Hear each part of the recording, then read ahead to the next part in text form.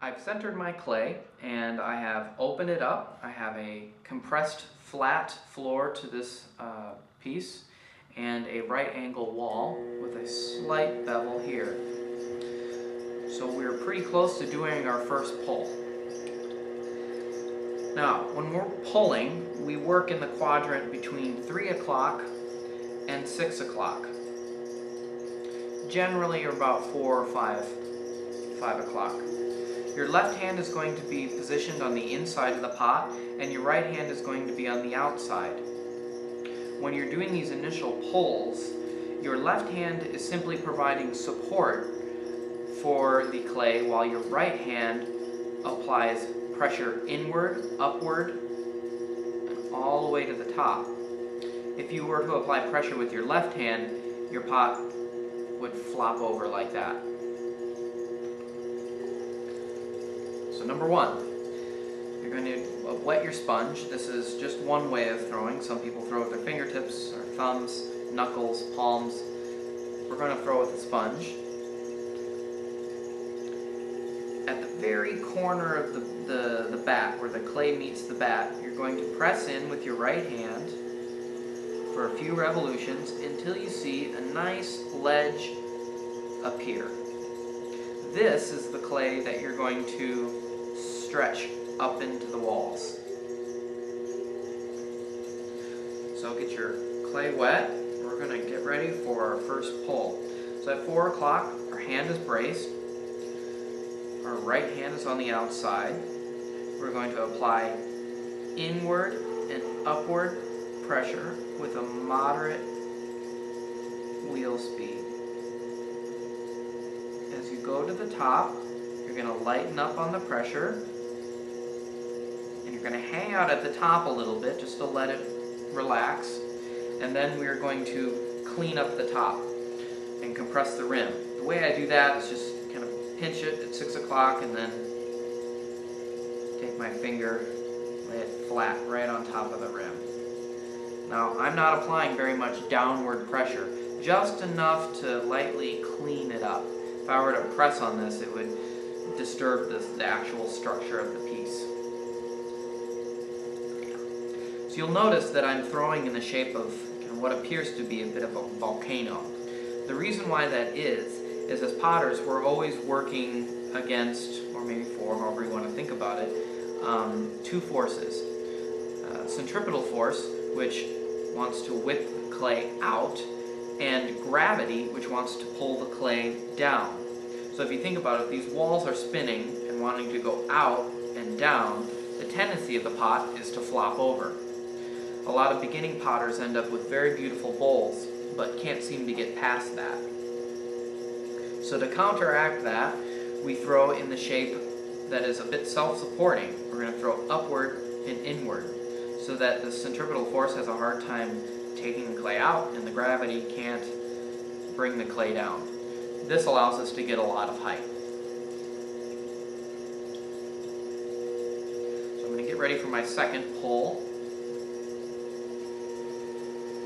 Now, you'll notice that my left hand is always touching my right hand. Your hands always need to work together.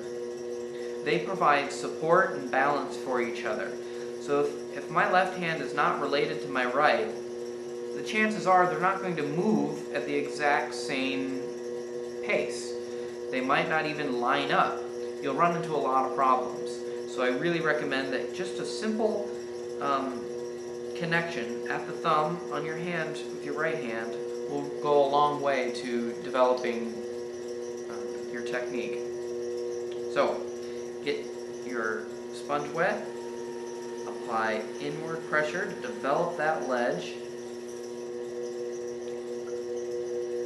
We're going to take that ledge and move upward and inward. And again, as we get to the top, we're going to lighten up on the pressure.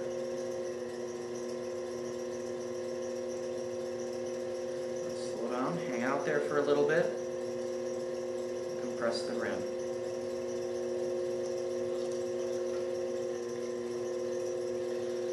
If you ever see your piece at the top kind of flaring out, that's a bit of a danger. So to get rid of that, all you have to do is apply a bit of water on the outside and do this motion called collaring. It's a bit like choking your pot, but it's much gentler. You're going to work at the bottom, and you're just going to apply a little bit of inward pressure and move up very gently. Don't try to do anything too drastic, or your pot is going to torque or seize up. Now I've got that volcano shape again. I'm going to do one last pull. Here's a tip. If you want to get water on the inside and outside of your pot quickly and easily, just drape your fingers over like this and squeeze your sponge over the top. It'll coat both the inside and outside of your pot instantly.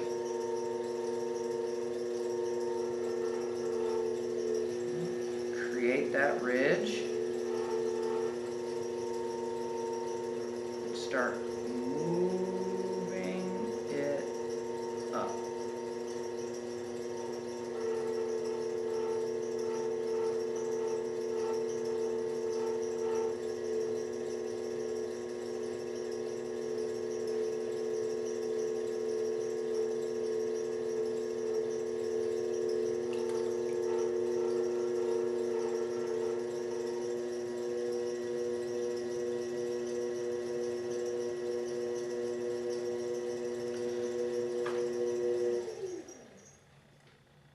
Now that we have our cylinder, it's a bit ugly. So you can take a rib and clean up all this sloppy stuff on the outside and get rid of these little throwing lines. Some people like to leave them. I'm going to get rid of them for now and really straighten up all of these inconsistencies. You're going to stick your left hand inside the pot, and you're going to let your rib rest right against the pot, again about 3 o'clock, 4 o'clock, and you're just going to gently press out from the inside with your left hand against the rib. And you're going to start moving that up.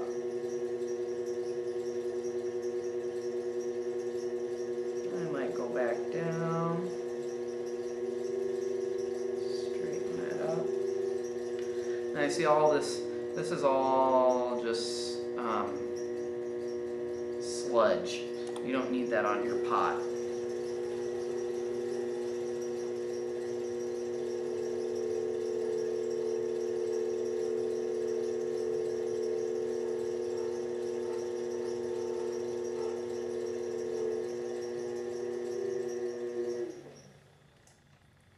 At this point, you would start shaping your pot into something of maybe a bit more bulbous, or you maybe narrow this top part in to create a little bit of a bottle.